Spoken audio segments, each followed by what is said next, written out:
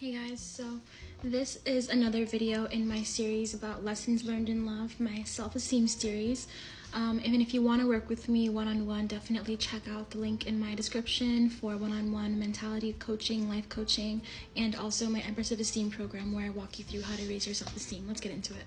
So another lesson that I've learned in love, and this one is a little bit more recent. I think that I really got cemented into my brain. And it's that, like, when it comes to choosing a partner, right? When it comes to, like, even if you're not committed, it's just somebody that you want to continue seeing, continue dating.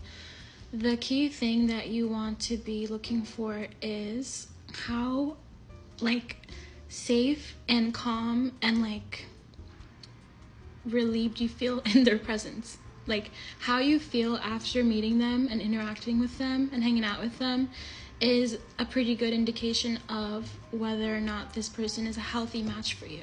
So I'll use two examples from my personal life because, you know, why not just spill the tea on my own business?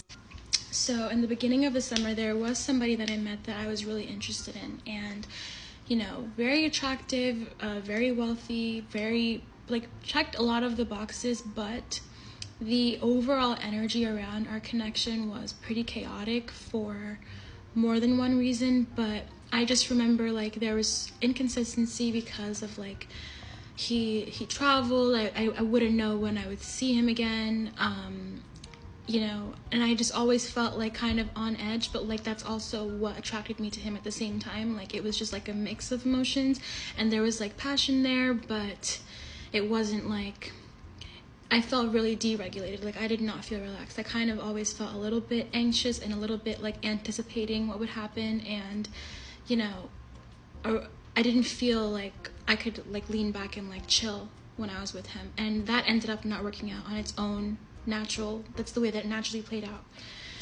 Fast forward, there's somebody that I'm dating now, and I just remember that after the first date, I felt so good. Like, I literally fell asleep with a smile on my face. I remember texting my friend, like, I fell asleep with a smile on my face. Like, that's how happy I am. And it was a very simple date. Like, we just had a drink. We had a conversation for, like, honestly, like, a couple hours. And he didn't even try to hug me.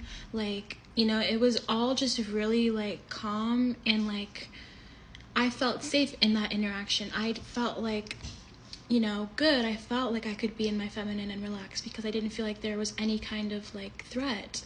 And I felt like this is like, I felt the vibe of just like serenity, I guess. Like, I felt good.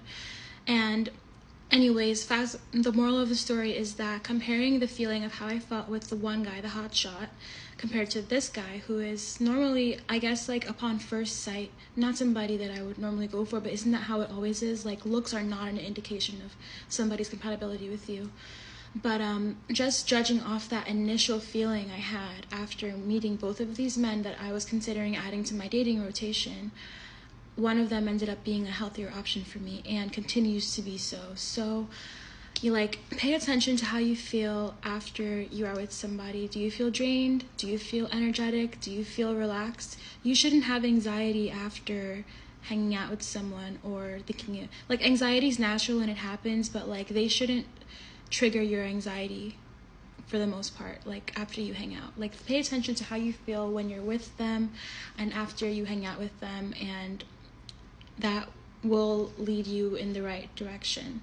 And keep in mind, and my friend Erica, Elevated Energy Coaching, you guys check out her page, made an amazing video explaining the concept of like healthy passion and like toxic passion. And there very much is a shadow side to having passion in a relationship if it is more so toxic. So I definitely have to navigate that within my own relationships, because especially if you have a past of like toxic relationships and just like unhealthy behaviors, like that can kind of come up again and again.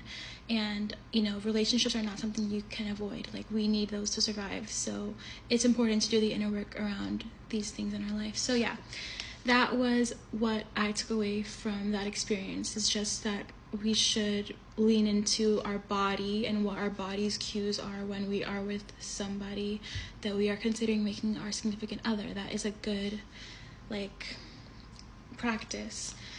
So yeah, if you liked this video and you want to see more like this, then definitely like this video. And if you want to work with me one-on-one, my information is on my page. And Empress of Esteem is open for enrollment now.